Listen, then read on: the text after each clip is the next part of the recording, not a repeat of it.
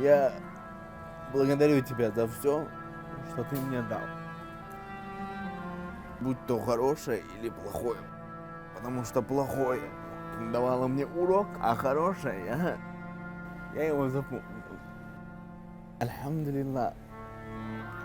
За все, что есть, за все, что было.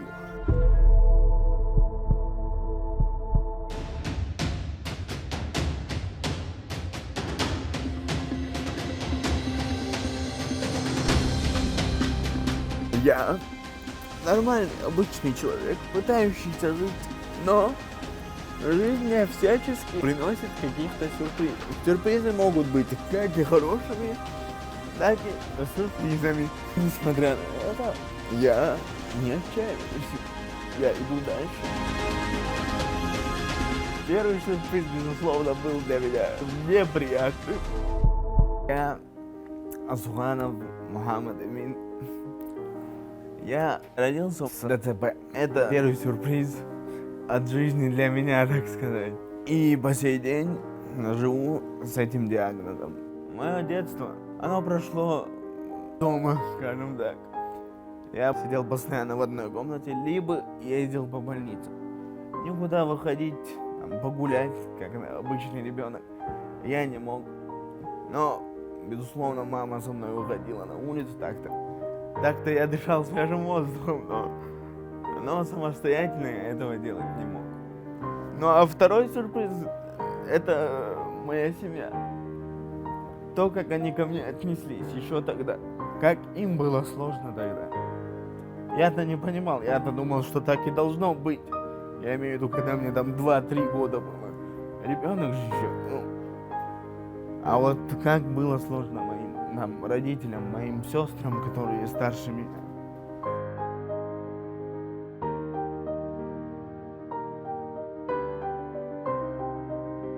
Когда я родился, у меня была парализована вся правая часть тела.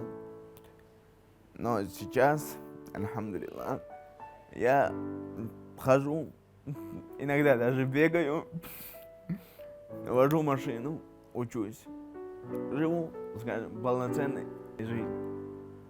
Это результат усилий моих и моих родителей. Безусловно, если бы на то не было воля Всевышнего, я бы так не пошел.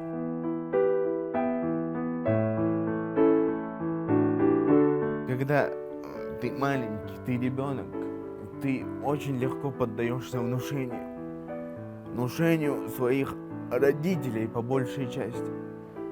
И то, как к тебе относятся родители, так ты себя и будешь считать.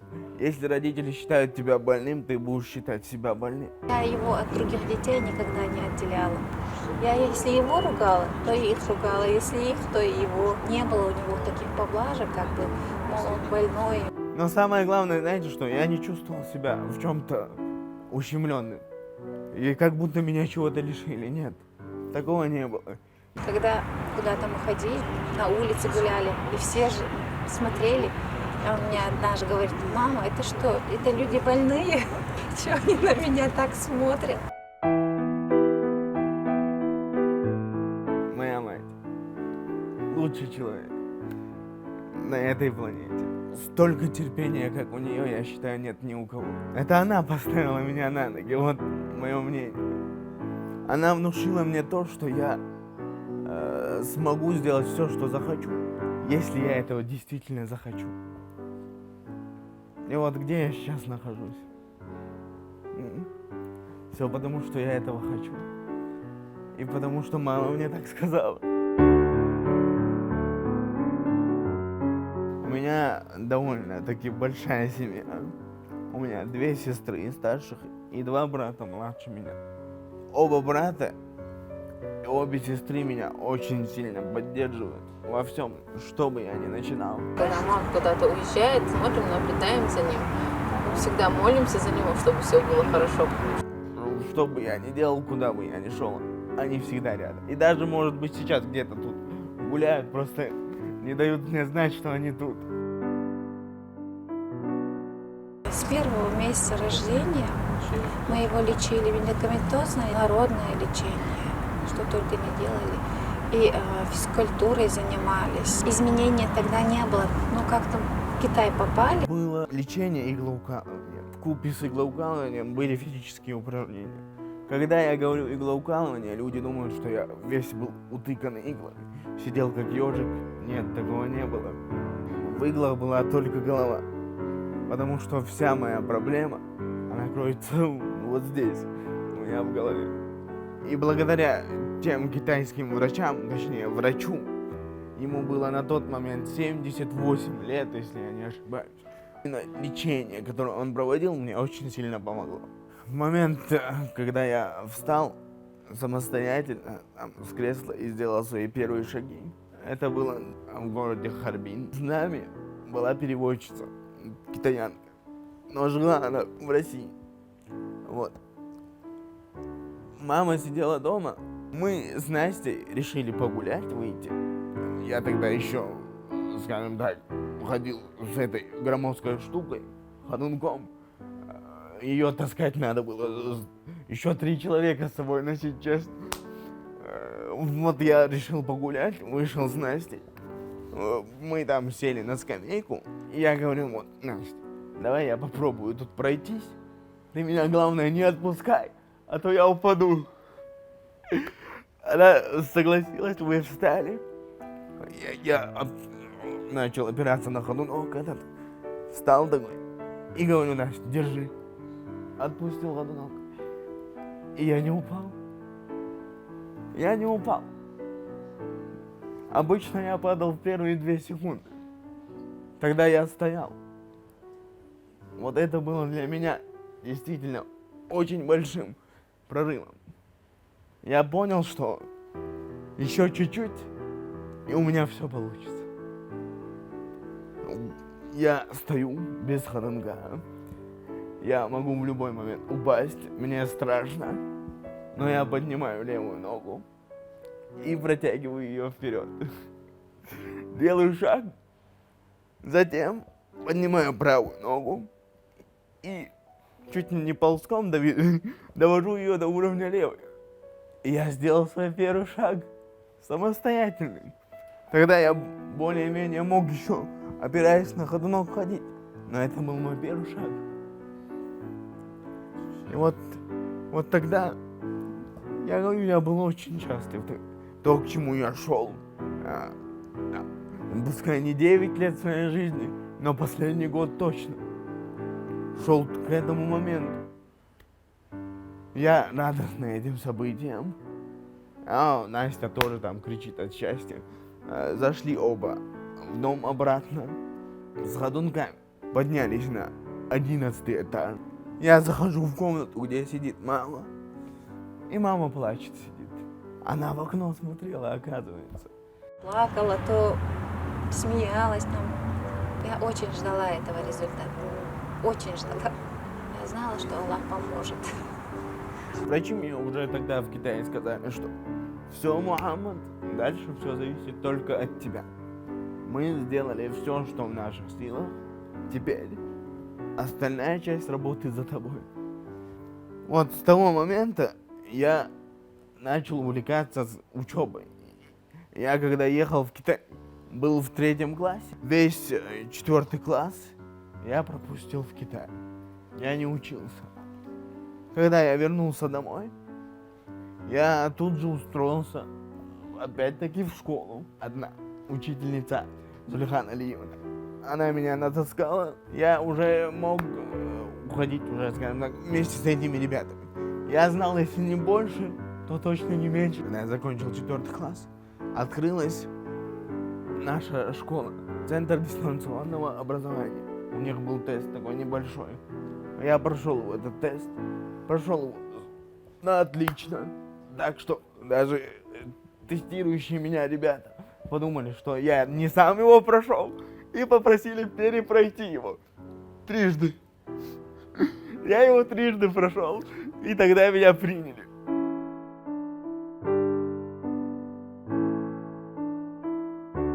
Я учусь на 2 факультетах. Очно и заочно. Очно я учусь в агротехническом институте на направлении агрономия. В будем возделывать земли, так сказать. А заочно я учусь на юриста. Ну, чтобы знать свои права. Я своим мечтам не изменяю. Я с самого детства хотел стать президентом. Да. И сейчас мечты уже нет, есть цель. И к этой цели я иду. Ну, где-то лет в 30, я думаю, вы уже можете за меня голосовать. Голосуйте за меня. Представляете, первый там президент России, инвалид, первый чеченец, президент России.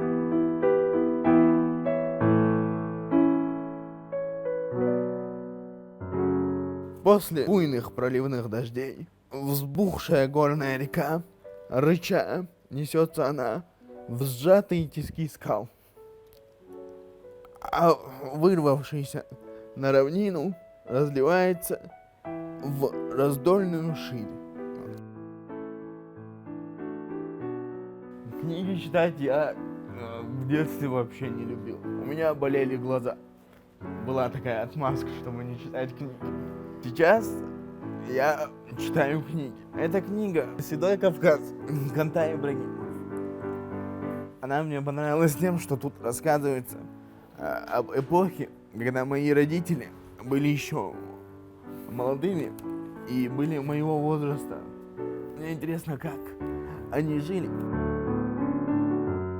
Люблю лошадей, люблю на них кататься. У меня, по сравнению с некоторыми ребятами, стаж не такой большой, но все же есть. Примерно 3 года я этим занимаюсь, периодически езжу на лошадях. И за эти 3 года я ни разу не упал. Поначалу было очень страшно. Когда он сделал свой первый шаг, это было просто страшно. Это весь спектр эмоций, скажем так. От ужаса до счастья. Когда ты ездишь на лошади, у тебя работает вся группа мышц спины и плеч. А у меня сейчас проблема как раз таки спина и плечи. Вот. Благодаря тому, что я езжу на лошади, я могу поддерживать свою спину в более-менее приемлемом состоянии.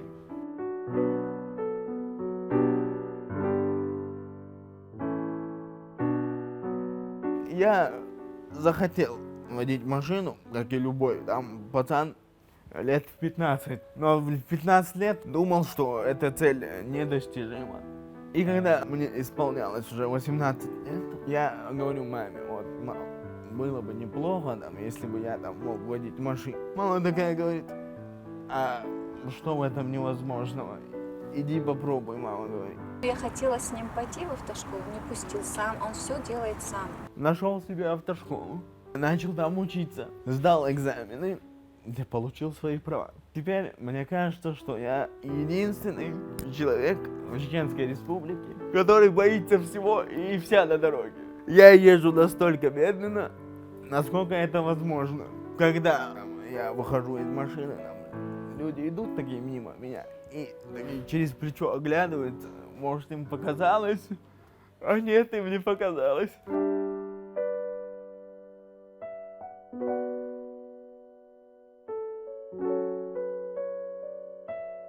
Знаете, моя мама меня зовет гурманом. Я не ем овощи ни в каком виде, кроме картошки. Картошка — это святое.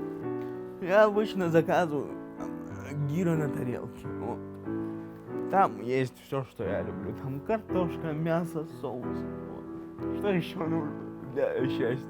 Смотрю в окно и думаю, чем бы сейчас это запить. И тут персонал приносит мне что-то очень вкусное.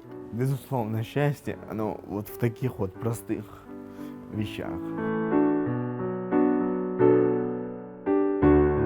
В жизни больше радости или грусти нет. Они равны абсолютно.